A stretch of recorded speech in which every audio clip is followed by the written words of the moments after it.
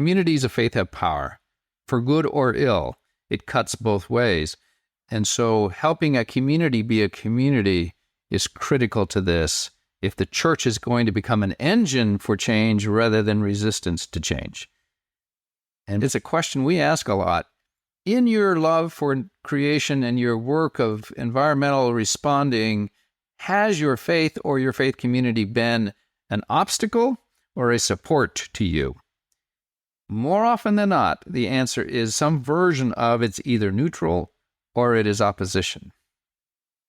And that's a target that needs change too, so that the churches and the faith itself becomes an engine that fires people up and moves them forward and is not a shackle and a burden to them.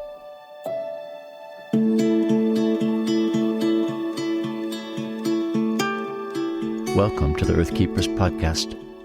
This podcast is for people who seek new and better ways to love and care for the earth. It's a podcast for anyone who is deeply concerned about the harm being done to the environment on a local and global level. It's a podcast that builds community and connection between people of like heart and mind, people who believe that earth care should be integrated into every aspect of life, and for many in the Earth Keepers community, that includes our spiritual lives. In this episode, I'll be talking to Jerry Cappel and Collin Cornell from the Center for Deep Green Faith. Their work is grounded in the belief that the global problems of environmental degradation, climate change, violence, and injustice are rooted in a crisis of spirit and of faith. The Center for Deep Green Faith then aims to help individuals and communities to cultivate a more environmentally aware, ecologically grounded spirituality and faith practice. Welcome, friends, to the Earth Keepers podcast. Jerry, Collin, welcome to the podcast. Thanks for taking time out of your day to help us understand your work with Deep Green Faith. Maybe you could orient us by telling us a bit about yourselves, where you are, maybe your family, your work. Talk about where you're situated at the moment. Jerry, let's start with you. Yeah, sure. Where I'm situated, actually, I'm an Episcopal priest in the Diocese of Kentucky, newly retired, actually, within weeks. Retiring so that I can give more attention, really, to Deep Green and the environmental work that I have been doing for years, but alongside of parish ministry. So I'm hoping to kind of retire so that I can attend a little more, maybe. So I am married to Methodist clergy. So we're a dual clergy family here. She's the ecumenical officer for the United Methodist Church, works out of D.C., actually. So we are a family full of Christianity and religion, and we live on some acres in Kentucky. We have alpacas and chickens and dogs. And that's for this need of mine, especially, to kind of stay connected to the land. I grew up in South Dakota and grew up hunting and fishing in open spaces and small towns. And that was actually my first love. My seeking of God showed up mostly in college. So I started college as a wildlife biology major and ended up in religion. I think that kind of expresses my path largely because I have this dual interest and passion and need to be on the land and to be in the wild and to seek God. And I guess that expresses why I have arrived as I have at my retirement, which is having served the church for these many years, but also having never let go of this desire to sort through living on earth. Collin, tell us about yourself. Yeah, so where I am professionally is Emory University. I was just saying to you, Forrest, before we started recording, that I am a postdoctoral teaching fellow at Kaler School of Theology, and I'm responsible for courses in Hebrew Scripture, Old Testament. And that's my training as well as in that. Where I am geographically is Chattanooga, Tennessee, so East Tennessee. But I'm actually from upstate Western New York. A lot of folks, especially down here in the South, don't tend to think about the southern counties of New York State are technically considered Appalachia, They're in the Federal Emergency Appalachian District. And I used to tell my Tennessee students that I grew up on the same plateau as we're on here. The Cumberland is the Allegheny Plateau. But all that to say, I grew up in Western New York. And kind of like Jerry was saying, I grew up in an extraordinarily rural place. My hometown had about 500 or 600 people in it. That was one of the larger burgs in Western New York in that area. And grew up close to the land, doing gardening with my parents and doing farm work. I worked in vineyards and farms growing up. And I think that does really inflect why I'm here on this podcast just now, because that instilled in me a real understanding and care and joy in the land.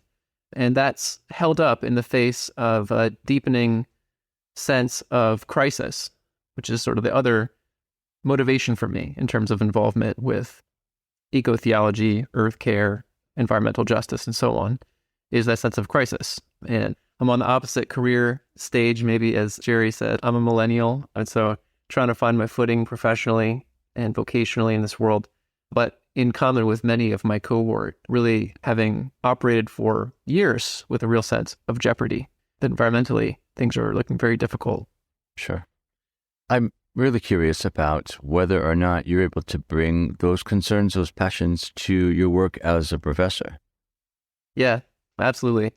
I am. And in fact, my involvement with Jerry, with the folks who are involved with the Center for Deep Green Faith, emerged from the classroom, that I was really trying to discern ways to teach that are not totally portable.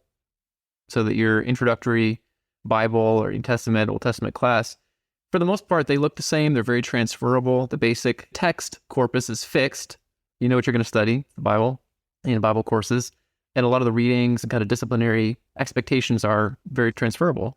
And so I was trying to find out, how can I teach in ways that are responsible to the place, to the specific lands and waterways, geography, topography, the specific history of a place. And it was out of that desire to teach like that, to experiment with teaching like that I first came into contact with some of the folks involved with the center. In fact, Robin Gottfried, who was the director preceding Jerry, first sat in on a directed reading I was doing for a student on a Hebrew Bible and the built environment. But maybe more directly in answer to your question, Forrest, in more formal theological education, I've tried to find ways of getting students to engage with the land, with its history, even for courses that are oriented towards scripture and your sort of more expected, customary Christian content. Interestingly, I had a guest on recently, Wes Willison, and he was at Princeton Seminary and was really transformed by his experiences at the Farminary, because they were playing with some of these boundaries that you're talking about. You know, what's theological education? How can it be place-based? How can it be grounded in more physical habitats and ecologies? And so I think for him it was quite revolutionary. So I wonder if, in fact, the kinds of teaching you're talking about, especially for millennials and younger, if that isn't perhaps the wave of the future in terms of how theological education has to adapt and transform. Would you agree with that? I absolutely agree with that. Yes. And I want to contribute to that recalibration of theological education. I think it's happening, you asked sort of like that professionally. I am a theological educator, but the work of the center is in its own way really in service of formation and theological education in ways that are off the kind of MDiv formal track, but are no less urgent, I think. And so present a lot of opportunity for doing the kind of rethinking that you're talking about, reimagining what theological education and formation look like, and the kinds of discernment and specificity to place that I think they require. Yeah, for formal coursework, for one example, and Jerry actually came, I don't know if you remember, Jerry, back in the New Testament class that I taught, you made a guest appearance, but the students in that same course, I required them to participate in a Forrest contemplation exercise that was braided together with the coursework on the Gospel of Mark, for example, Jesus being in the wilderness with the wild animals. And so to create a feedback loop where their experience of being in wilderness would feed into what they understand is happening in that text and vice versa, to create a muscle memory with that gospel text and other similar kind of exercises that demanded that they move out of the classroom and sort of pair the gospel text with something in the land and the earth and the history. Yeah. And to all of that, I'd say the church is still waiting for those clergy to graduate in a way, because one of the dynamics that we are often encountering is kind of the question, are the clergy pulling you or are you pulling them? The answer is mostly we are pulling them still. And so, yes, I lean in for the day when those clergy start showing up for whom this is as natural as breathing, that this is a core spiritual and theological and ecclesiological issue. So I'm wondering, what I'm obviously hearing here is a theme of transformation, of something new that must emerge, right? Whether it's new church, new theology, new modes of education even. And it makes me wonder, is it fair to say that the Center for Deep Green Faith sees that as one of the primary commitments, primary values, is this sort of ushering in, encouraging, fostering the new that must come? Oh, yeah, I think it's deliberate decision in a way that was made maybe 3 or 4 years ago, that two things. One is our focus cannot be, not because there are others that do it, but our focus is not the science and the politics and the economics of this. There are those who do that. The other one is that we are making a choice between the academy and the pew, between the academy and faith communities as the target of help and the target of what Pope Francis calls this call for conversion. He says there's nothing less will do the job. And I think there are many that agree with that. And I think that's a decision we've made too, that this is a deeply spiritual issue. Technology will not save us. We might change technology, but if we still function in the world as we have to date, all we will do with the new technology is more of the same. That the fundamental issue here is that we need to be different, and that is a religious issue. So yeah, we have made that decision that that's our area of focus because of those reasons. I was going to say, too, in answer to your question, Forrest, about how we understand the work, the vocation of the Center for Deep Green Faith, alongside that project of birthing something, midwifing something that's new, that's emerging in terms of church practice, discipleship, theological education and formation, that I think that that's right. But actually our route towards those new set of networks, new kinds of practices, renewed vision in churches has been to return to what's old. That the mission, as I understand it, has been to revisit the classical sources of Christian instruction, of Christian formation, and to understand them afresh as resources for ecological discipleship. So we don't actually necessarily lead with environmentalism, waving the green flag in the churches, but rather promoting first a return to Scripture, the creeds, the Lord's Prayer, the basic practices that people are already familiar with in their bones as Christians, but trying to see how those are already earth inclusive. They're already catching up the whole earth community if we have the right lens to perceive that. So it's not necessarily reinterpreting them from a green framework, but it's discovering the green framework that already exists in these older forms. Is that what I'm hearing? Yeah, that's right. I think that's right. We often say there's two problems here. One of them is the earth crisis, and the other one is a faith crisis. Our attendance is more to the faith crisis, but the tool for that crisis is the earth crisis. It is a lens by which we can evaluate how faithful we are being. And yeah, so to what Collin was saying, and I guess my nuance to that would be those threads, ecological justice and relationship, have always been there. That does not mean that the volume has always been set correctly. especially, of course, in our, the recent 1,500 years of our experience that has formed most of our practice. So it is return, but it's also a rediscovery and a rechoosing, I think. Which I think implies that there are ways in which the church perhaps has lost its way. We have left something behind that we ought not to have. Right. And you're saying that's even part of our problem. That's why we can allow the disrespectful practices to damage the earth as it's doing. Yeah. That we've left behind some important guidelines.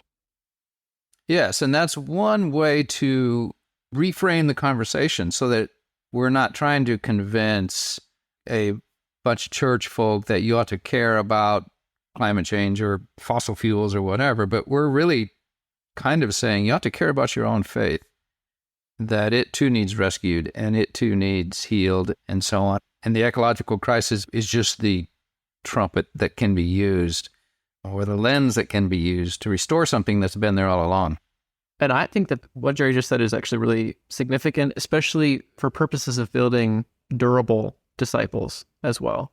I myself first came into any contact with environmental activism really through racial justice organizing circles in Atlanta while I was in graduate school.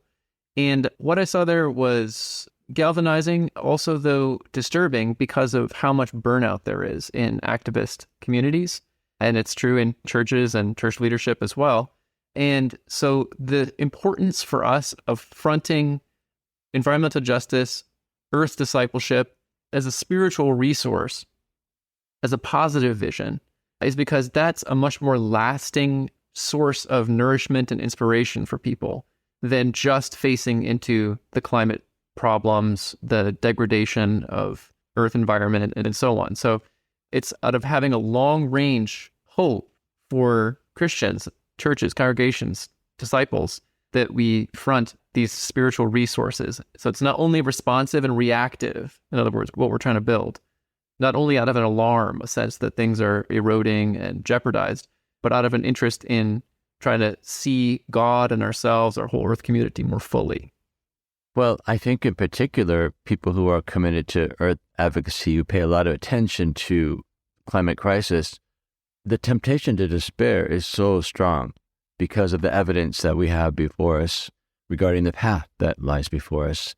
And I think I hear something really intriguing and beautiful in what you're saying about Deep Green Faith's work, and that is, it's really reframing the task. It's reframing the task not as resisting destruction that's inevitable, but rather it might be taking a rightful place in the community of creation. And there is hope in that. It's like becoming who we ought to be. Am I reading into it, or is that actually true? We say that a lot. Healing the planet, saving the planet, and the illusion of that. And the hubris it takes to even suggest that that's what we're doing is the hubris that got us here in the first place. But also that it needs not be, and actually cannot be, the goal. The goal is what you said, living rightly on earth. If you want to frame it more Christianly, it's living more obediently on earth or more faithfully on earth.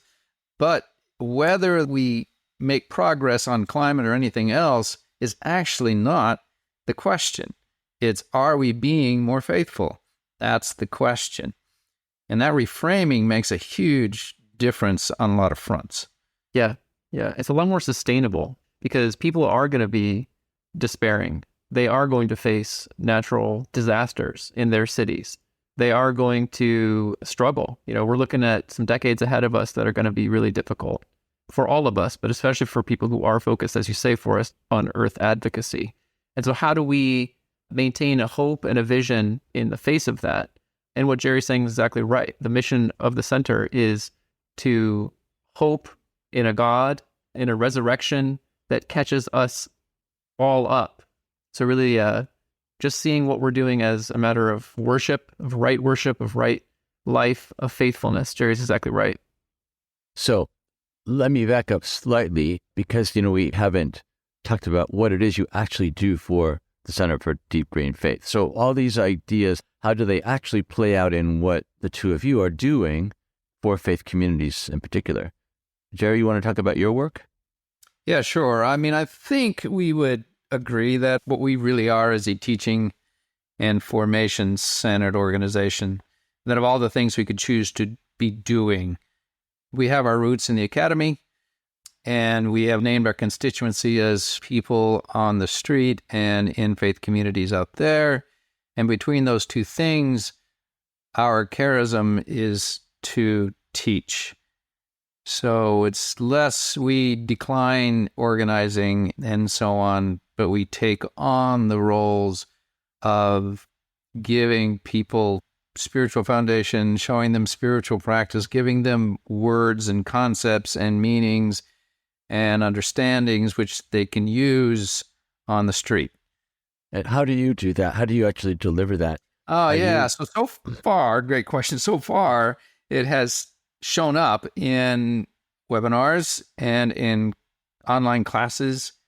It shows up in consulting work that we might do with various levels of faith communities, like in Episcopal circles, that would be either parishes, dioceses, or what we have regions called provinces, where we show up and say, hey, we will help produce resources for you. We will teach things. We will consult. We will help you build a program of formation or spiritual practice. If you're a congregation, or if you're a committee within a congregation, or if you are a committee that operates at a different level, there are several of those. We would be resourcing by writing and producing and consulting and helping them organize. How about you, Collin? What's your role in all of this? Yeah, I mean, so I've contributed in various ways to teaching and facilitating, managing webinars, the short courses Jerry mentioned. Those happen over 4 weekly weeknights online. There's a certificate program as well that the center runs, which is a little bit more focused, concentrated, cohort-based course of formation over the duration of a year. And then also, like Jerry said, writing formation materials for dioceses, churches, and so on. So that can range from, we've put together short video packages, little lectures and courses, to bulletin inserts, really just a variety of media that can inform how formation happens in a church or a diocese or a province, like Jerry said. So the audience that you are working for or helping, these are mostly, it sounds like, groups of people. You're doing this work in community. Doesn't sound like your focus really is on transforming individuals per se, but is there something about the working with community in particular that seems important or even more effective in some way? 2 different responses, I guess, to that. If we were to look at our greatest successes, those are individuals. The most established program we have is what's called the Certificate Program of Contemplation and Care for Creation. That's an 8-month-long course where a community of students stays together for that year. And it involves some retreats, and for the rest of the time it's online. But that is an individual. If we were looking for testimonies, that's where a lot of testimonies would come from. Webinars also are focused on whoever shows up, and those folks might also claim some form of ways of, hey, you have helped me rethink. You have helped me see differently. A phrase we hear a lot is, you have given me words. You have given me concepts. However, yes, I think, and I think the center does too, kind of what needs converting is churches as a whole, because churches are educational bodies, not just in their schooling programs, but by their behavior and by their community and practice and by their worship and by the words that they use or fail to use. And so it isn't enough, I am thinking, to just focus on individuals. Communities of faith have power, for good or ill. It cuts both ways. And so helping a community be a community is critical to this if the church is going to become an engine for change rather than resistance to change. And it's a question we ask a lot. In your love for creation and your work of environmental responding, has your faith or your faith community been an obstacle or a support to you? More often than not, the answer is some version of it's either neutral or it is opposition. And that's a target that needs change too, so that the churches and the faith itself becomes an engine that fires people up and moves them forward and is not a shackle and a burden to them. The other side of that I would mention with regard to that good question, Forrest, about is the center's work oriented to communities or toward individual people and their spiritual formation, is that very oftentimes the events and courses that the center puts on are themselves convening. They're bringing together people who otherwise lack a community that can support their vision, their love, their sense of crisis. And so that's a way in which the center creates community. And I think that's been something that's very special in the courses I've offered, is that people who feel themselves to be isolated or struggling uphill in their own specific congregation can now come alongside other people who are mobilized, who are trying to figure out how does what they care about, what they love, the creatures that they love, the environments they are seeking to uphold and protect, how can that belong integrally to their Christian practice, to their Christian faith? And so bringing people together, something that the center, I think, has excelled at. Yeah, and it kind of brings us back to that point about what is it that sustains. And in this case, I think community sustains when you know you're not alone, that other people also think as you do, even if you live in communities of opposition to those ideas. So yeah, I like that emphasis very much. And, as we talked about before, there's a lot in common that our organization, both Earthkeepers and then our broader organization, Circle With, a lot of things that we share with the Center for Deep Green Faith. And one of those is this desire to really explore this intersection of earth care and spirituality. And, one of the phrases that stood out to me on your website is this idea that the organization's offerings blend ecotheology with ecospirituality. And I'm wondering, would you explain what you mean by those terms? And then maybe how do they translate to things that, again, Deep Green Faith offers to churches? In a way, those two phrases, ecotheology and ecospirituality, were sort of the accidents of history that brought us to where we are. Our deepest running offering is a spiritual practice. It's nature contemplation. It's taught in 20 steps, you might say, or 20 different forms of modified practice over time. It is definitely a teaching of practice. At the same time, we have this academic edge to us. The majority of the board, I think, have PhDs and are deeply engaged in theological education. And so we have this theological side, and I would say that's an exactly right combination. People need to know how to name the world, and they need to practice. Both of those things are world-changing, right? And also, in any given class of people, you're going to have those who want to move more from their heads into their hearts, and you're going to have those who want to move more from their hearts into their heads. And so both of those side by side are necessary in all cases, pretty much. And so I think we do blend that pretty well, and quite deliberately so. Really, as pedagogy, as a form of formation and awareness that we need to do this. People need to know how to talk and think, and they need ways to get their bodies into it. Yeah, I'm grateful, Forrest, that those terms, you've worked up, written them on the website, ecotheology and ecospirituality. And I suspect that we have put those out there because they have some currency. They mean something to people already. We don't need to completely build from scratch what eco-spirituality entails. But at the same time, exactly along the lines that Jerry's saying, for us, I'm trying to think back, Jerry, to our own in-house conversations.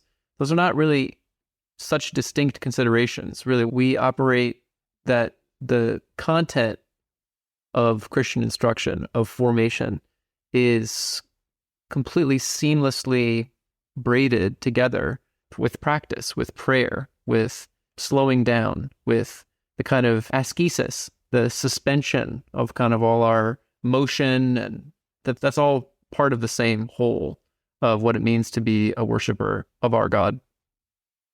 Yeah, that actually reflects my experience when I first encountered the Center for Deep Green Faith. I was reading the website, and on the one hand, you kept, as an organization, emphasizing contemplation, contemplation, and then you'd say praxis, praxis. I found myself wanting to put you in one place or the other. As I decide, who are you? But that's the problem these days, right? With faith-based earth care is maybe we feel like we've got to choose one way or the other. You know, we're activists or we're contemplatives. But I hear you saying that it's not possible and sustainable without actually being both. Yeah. Is that right? That is. And I'd say too, just in my experience, being in our webinars, leading our classes, is that we have oftentimes students who are tired activists looking for some refreshment, looking for some rejuvenation. And we have curious Christians who want to lean more into this and are looking for an opening that they can move into some fuller vision, fuller practice. So yeah, I think you're right to say that we don't hold those apart, the practice and the contemplation. You know, going back to those terms, ecotheology and ecospirituality, I do like them very much. You know, I took note of them. And yet there's an irony about them as well. Ecospirituality is like saying passionate parenting or efficient accounting, as if accounting weren't fundamentally efficient by definition, or parenting wasn't fundamentally loving. But in some ways, these terms are the correctives to where we've gotten to in terms of the separation of creation care and attention to the planet and faith. That those things have been dichotomized, unfortunately, especially in the Western church and especially in, I would say, the North American church. Yeah, and like as well said, we would love to arrive at a point where it's all not necessary because it's as natural as breathing. Yep. When we get there, then we'll be glad to go home. Deep Green Faith is affiliated with the Episcopal Church in the U.S., and is that actually a fair description of your audience, really, in terms of the folks you're trying to reach? Or is it broader than that? It is not by design or definition that. It is by happenstance that. Because have been hanging around Episcopal institutions, and most of us are, but not all, are Episcopalians. Actually, the director for all these years is Roman Catholic. But it is just where we've started, and therefore where we are most articulate and where we have the most connections, but not at all by intention. I guess we would be more than happy. In fact, I mean, we talk about it. It's sort of like when we come up with the opportunity and resources, we'll get out there. But it's just where we have been is really what that is. Though I will make this case, I do think there is a problem in the environmental movement in general, the faith movement in the environmental, all the organizations that are interreligious and interfaith, that the way they have tried to work with religion is to find the lowest common denominator. And what that results in is, you know, jack of all trades and master of none, that you are watered down to the point where nothing carries power and it's just a way of getting along. And so we do think that going deep is quite necessary, and you can't go deep unless you go particular.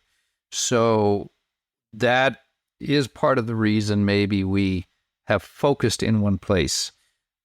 But I think it's a worthy work to say, how can we be both broad and deep? How can we deal in particulars and still be a wide tent? And that would be worthy work.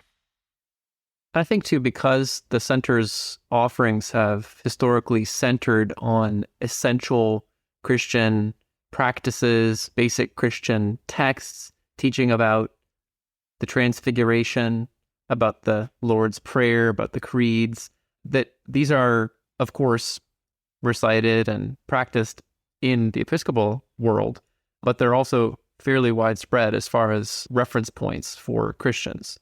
And yeah, I just want to underline what Jerry said there about that many interfaith organizations whose work is environmental emphasize values like interconnectedness, compassion, these kinds of things.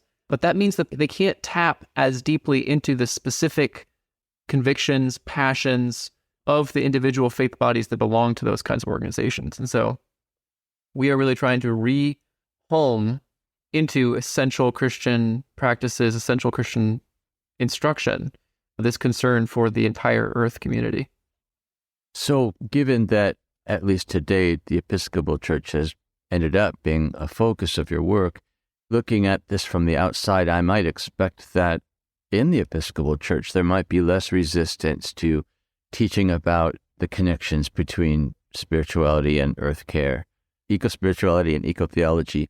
Is that actually the case? Do you still face the resistance that might, say, characterize much of more conservative wings of the evangelical church? Yeah, that's a good question. I would say not the same, but the difference is the difference between some kind of opposition and just a yawn. I think we suffer from the yawning. So it's not that it's opposed, it's just not given priority or importance, which is just as deadly in many ways, and just as stultifying and despairing for those who care as actual opposition. In some ways, I would rather have a principled opposition than I would a complacent, materialism or whatever that just doesn't want to bother. I can deal with somebody who cares. What's hard to deal with is somebody who doesn't. Yeah, because the latter leads to no real conversation or dialogue. That's right. Yeah. Well, I'm really intrigued, Collin, with the thing that you pointed out earlier, and that is you are a millennial. One thing that the podcast this season is focusing on is that very group. We're looking at really the connections between the climate crisis and millennials and younger, and asking questions like, how are young folks dealing with climate despair? Who are the emerging leaders who are offering models of a earth-centric spirituality? Who are the potential young leaders who are showing a different way of being in relationship to creation, especially for people of faith? And I wonder if you, in your work, especially with students, have found that the things that they're asking for are things that you actually have a vision for, that you actually are able to deliver. Because some of the questions are big, not all the questions have easy answers. And I'm wondering if you could talk about some of those questions and how you've been able to respond to them as a millennial. Yeah, I'm really thankful, Forrest, that you all are trying to reach millennials, Gen Z, and younger. So thank you for your work and discernment towards trying to address our concerns. As far as what I am picking up from students and the kind of difficult questions, experiences they have, I think that you already put your finger on one of the phenomena that I have observed as an instructor, and that is the prevalence of despair, of a real sense of stuckness, of malaise that, especially coming out of COVID, really the sort of deterioration of trust in institutions applies across all age cohorts, but I think it's struck with special intensity the younger among us. And so, yeah, questions about ecological grief, climate despair, these are really pressing for younger people. And how I have sought to engage with them, especially because my own vocation is shaped so much by interest in Scripture, is to point to the ways in which, and particularly Hebrew Scripture, can provide scripts, prayers that are already deeply negotiating despair and deteriorating institutions.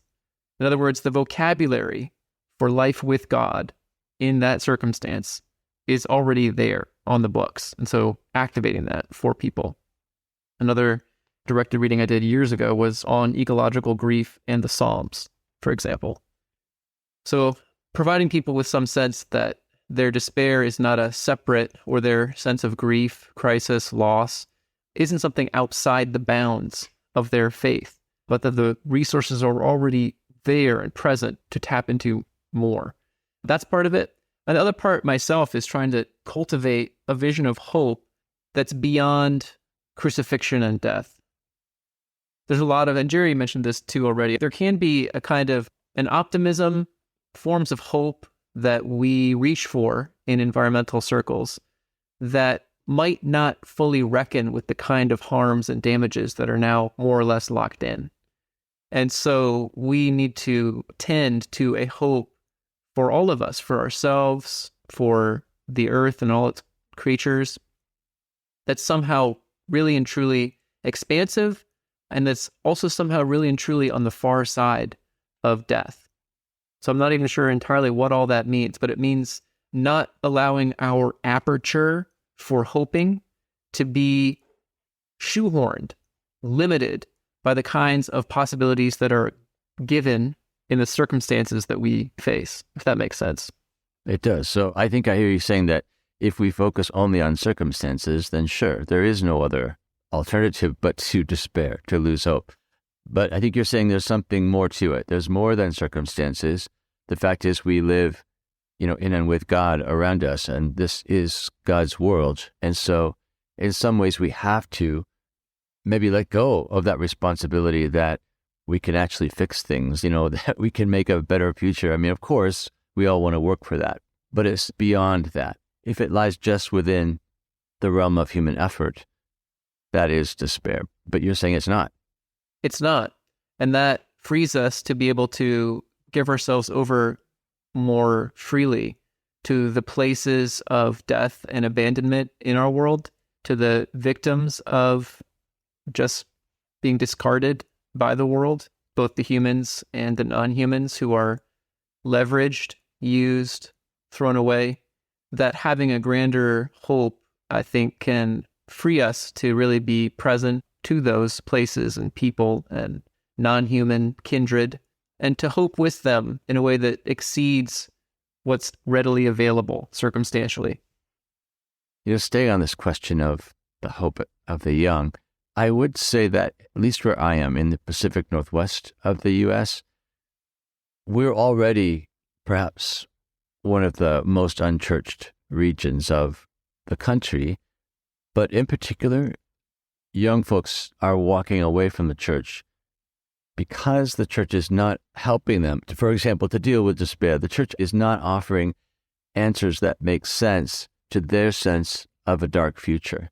And that's kind of scary. I mean, the honest folks in my generation who understand this crisis, if they're honest, they're saying, I have no idea what should happen. I have no idea what the answers are for younger folks.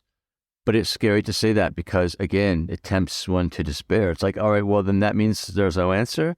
And obviously that's not true. But when you think about maybe some of the younger people that you've worked with, Jerry or Collin, have you seen people proposing some new way forward, a new way forward of being, of thinking, of theologizing that perhaps represents something different to come? You said earlier in the conversation here that you work for change in the church and you're hoping for something new to emerge. Is it something that still has to emerge through the younger folks? Or are we responsible as the older generations to create that somehow?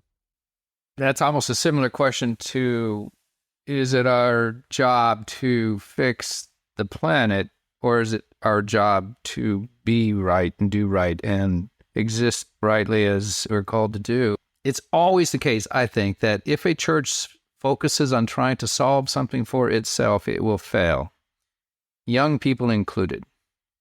So in a way, it's the same kind of call to conversion. I think young people are turning from the church, but I don't think they're really turning off Jesus. And they're not turning off the kind of justice that Jesus stood for. They're not turning off the compassion that Jesus stood for. They're turning off the complicit marriage that Christendom has made with a Western culture that is killing the planet. So I think the question for older adults is, to what degree can you repent and revisit and reform and renew what Collin has already called out as the ancient earth-inclusive practices of the people of God that stand against empire and the forms that the churches have taken over, the last 1,500 years or whatever.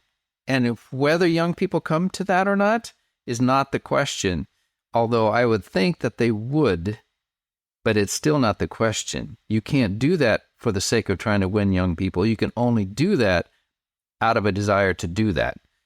And that's also true, I think, for ecological conversion and the return to the tilling and the keeping that Genesis called us to do in the first place. I think another theme that's emerging here, I just want to bring it to the fore because it feels powerful to me. You're talking about there's a difference between being personally transformed and doing stuff, right? And you're saying that everyone, in order to be good earth keepers, needs to become someone different, not to do things different, or at least the emphasis isn't on the doing. Yeah. In the same way, at the church level, it's the same statement, right? I mean, the church must change for the sake of becoming who it ought to be already, not for the sake of some goal, recruit more young people into our congregations. That is very much about being and becoming and maybe living more authentically into the design of who we were meant to be. Is that fair, Collin? Absolutely. I think it is. Yeah, I was going to say, I think that I see a lot of, and I think that we're going to live through even more decline when it comes to the mainline, the Episcopal Church, loss and disruption and upheaval. I think there's realignments happening even in evangelical world and in post-evangelical world, new networks emerging, new collaborations happening. That's all going to be underway, but I've really been encouraged and ministered to by the students I've had who are of various ages and cohorts, but who are growing into this kind of rich vision for simply returning more deeply to God, taking up responsibility for all our relations, non-human as well as human, that it's happening. And all I can do is entrust it to God and try to be faithful in my lane as an instructor. You know, I often, as we near the end of a podcast conversation, ask a question about hope. It's like, where are you finding your hope these days? Or are you hopeful? And more often than not, I love this actually, but more often than not, people say, no, I'm not hopeful, right? But they'll go on to say something like you just said, and yet I will never stop doing the right thing. I will never stop being the right kind of person. And so they're hopeful in a way, or at least they're not despairing and giving up. Let me ask that question of the two of you, though, and ask it in a different way. When you look at the work of the Center for Deep Green Faith, are there examples, stories, individuals, stories of community transformation that you find yourself looking to, maybe to keep you going on with the work? I can say right away that, yes, I am myself, I would say not optimistic, but I am hopeful. And so the resources, the people that I look to theologically, spiritually, are those who have a truly grand vision of hope, of restoration, of all things being caught up in what God has done in Jesus Christ. And so I think about people like Julian of Norwich. I think about Isaac of Nineveh, the inspiration to me. I'm traveling in circles where Maximus the Confessor is a big name. These are all people who have a truly immense vision of God's compassion and of God's purpose to heal. So probably there are a lot of listeners who would not be able to tell you who any of those people were. Can you pick one and maybe tell us how are they representing this inspirational hope? I think I'd go with somebody who maybe is a more familiar name to some, but a theologian who's been a lot to me, and that is the Protestant theologian Karl Barth, who really imagined Jesus in solidarity with all humans, so that what God has done in raising him up anticipates the future of all humans, and by extension of all creation. I think that's really in line with the Apostle Paul's vision in Romans chapter 8, where all creation groans and looks forward to participating in the benefits received by the human children of God. That is, that the saving effects of God's work cascade over to all of us. Yeah, I'll tell you something that's happening in me right now as you speak is I feel a little bit corrected in how I think about this podcast, because we are very often about give me contemporary examples, contemporary stories where church has changed or done some major transformation. And I suspect that I don't make space enough for people to talk about historical figures, to look back to those who still have much to say to us, especially in the struggle to advocate for the earth. So thank you for that. It's actually thought-provoking. What about you, Jerry?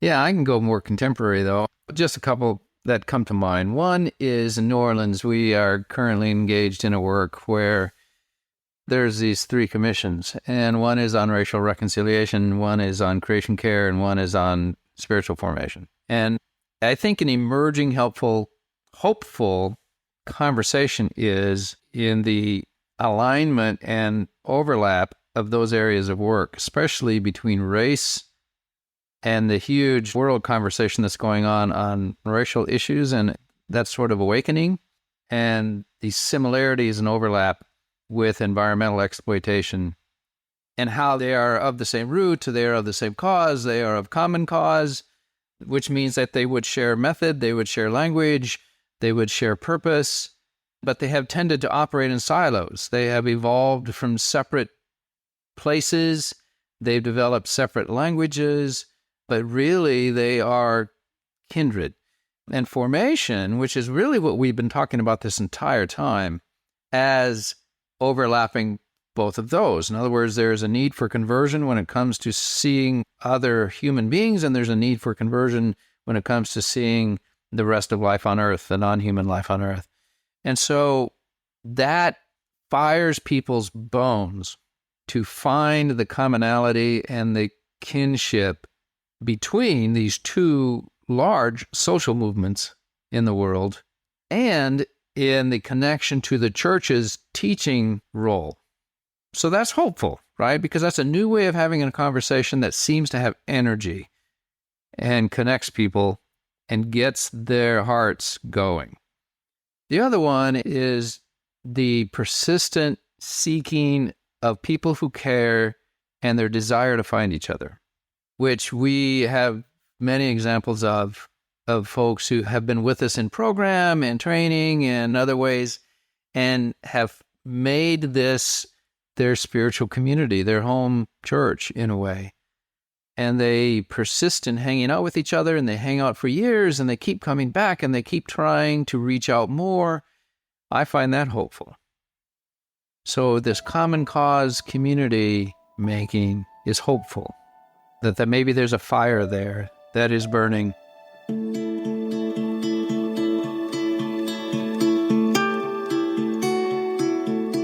We've been in conversation with Collin Cornell and Jerry Cappel about their work of helping individuals and communities to cultivate a greener faith praxis. To learn more about Jerry and Collin and the work of the Center for Deep Green Faith, go to the show notes for this podcast episode. I'm Forrest Inslee, your podcast host. Our executive producer is James Amadon. Our producer is Dave Wolfers.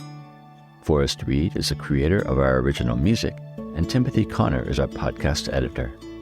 Our research assistant is Alex Megerly, and Jessalyn Gentry is our social media director. Thank you, friends, for listening, and please join us for our next conversation on the Earthkeepers podcast.